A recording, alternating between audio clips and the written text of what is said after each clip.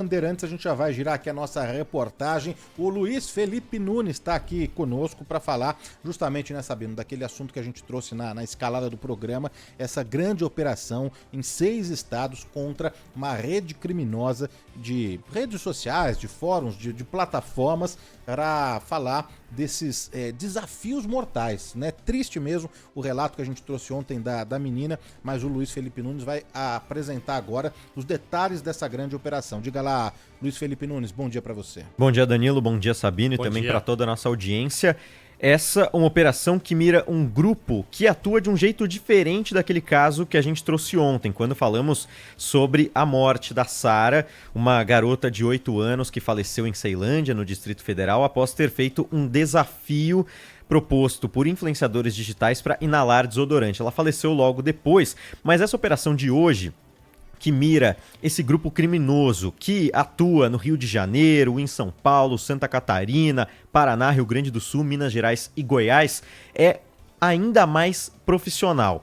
Esses criminosos maiores de idade e também menores de idade que foram apreendidos utilizavam as redes sociais, principalmente aqueles grupos de mensagens onde tem uma criptografia, ou seja, é mais difícil da polícia ter acesso, como o Telegram e também o Discord, que são alguns aplicativos que a gente já trouxe aqui algumas vezes quando tem casos desse tipo. Esse grupo praticava desafios, ou seja, propunha atividades ilícitas para principalmente menores de idade que envolviam automutilação, mutilação de animais, para a gente ficar aqui em alguns exemplos, e aí pagava dinheiro, oferecia algumas vantagens para esses jovens para ter algum incentivo para fazer esses desafios. Um grupo muito grande que atuava já há alguns meses aqui no Brasil, uma operação que começou com a Polícia Civil do Rio de Janeiro, mas teve participação das polícias de todos esses estados que eu citei, também do Ministério Público e também atuações da Defesa da Criança e do Adolescente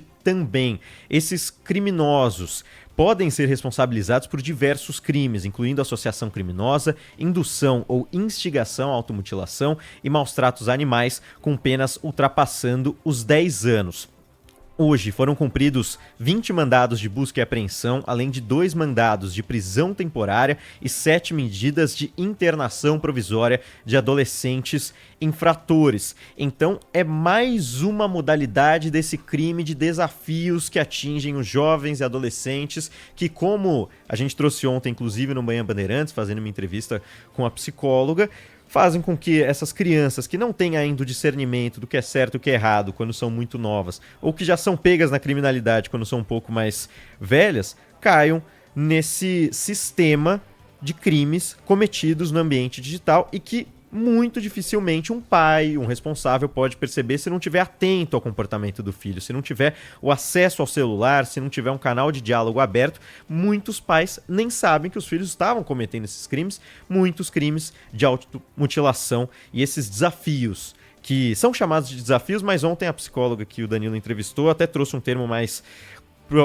próprio, mais apropriado, que a Organização Mundial da Saúde já coloca, que são jogos perigosos. Porque não dá para colocar como um desafio, como se fosse uma brincadeira, a gente tem que delimitar o que é uma brincadeira e o que é o crime. Podia ser jogos mortais, né? Jogos mortais, justamente porque acabam em morte.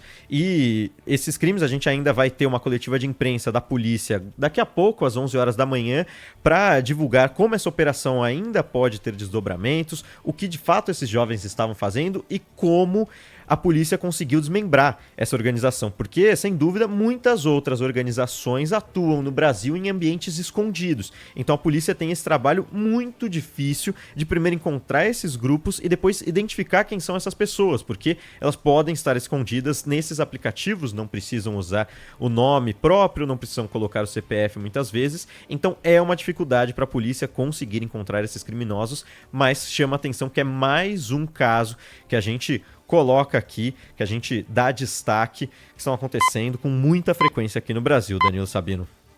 Situação triste dessa menina de 8 anos, né? Vamos ver se fecha o cerco aí contra essa rede criminosa, nessas plataformas que rola de tudo um pouco, como a gente já até falou aqui no Manhã Bandeirantes, não é, Sabino? Então vamos ver, uma grande operação envolvendo 6 estados brasileiros aí, fechando o cerco contra esses criminosos. Obrigado, Luiz Felipe Nunes. Obrigado, gente. Obrigado, Luiz.